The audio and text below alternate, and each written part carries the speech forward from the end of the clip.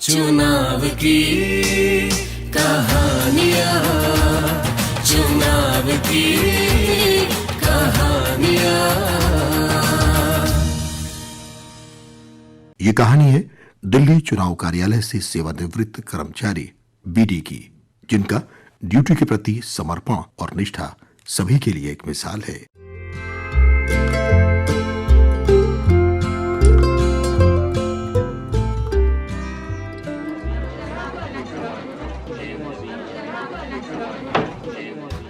अरे, बड़ा मुस्कुरा रहे हो?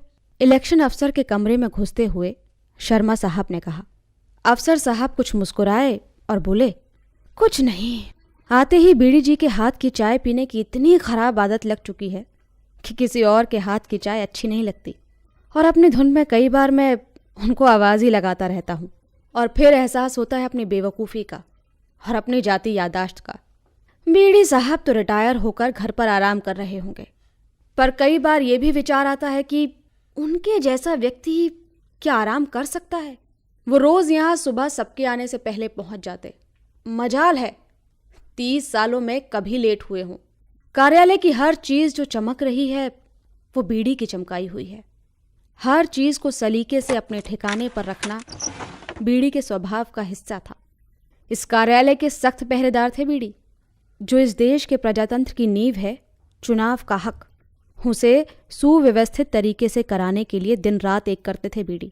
दिन को और काम को सुव्यवस्थित रखते थे। अगर वो दिन रात एक करते हैं तो हमारे बीडी भी उनके साथ आकाश में सूरज से चांद आने तक का सफ़र तय करते। पिछले 30 सालों में अफसर तो 8 बदल चुके हैं, पर हमारे बीडी वही रहे। हर अफसर को समझते, उनका ख्याल रखते। मंजर तो तब देखने लायक होता था जब चुनाव के दौरान ऐसा लगता कि बीडी के पैरों में पहिए लग गए हैं। 5 से 7 किलोमीटर तो दफ्तर में इधर से उधर चलकर ही हो जाते थे उनके। नींद और थकान तो बीडी के पास फटकती भी नहीं थी। 14 से 15 घंटे तो वो बिना रुके काम करते थे, और इन्हीं के काम से औरों का काम चलता था, क्योंकि काम करने के लिए ईंधन तो यही देते थे, कभी चाय के रूप में तो कभी कॉफ़ी के रूप में, तो कभी कभार तो वो घर के बड़े की तरह सबका ख्याल रखते। छुपे हुए नायक हैं हमारे बीडी, हर चुनाव की गाड़ी दौड़ाने वाले और छुप कर रहने वाले बीडी। शर्मा जी मन मन मुस्कुराते हुए सर हिलाकर हामी भरते रहे।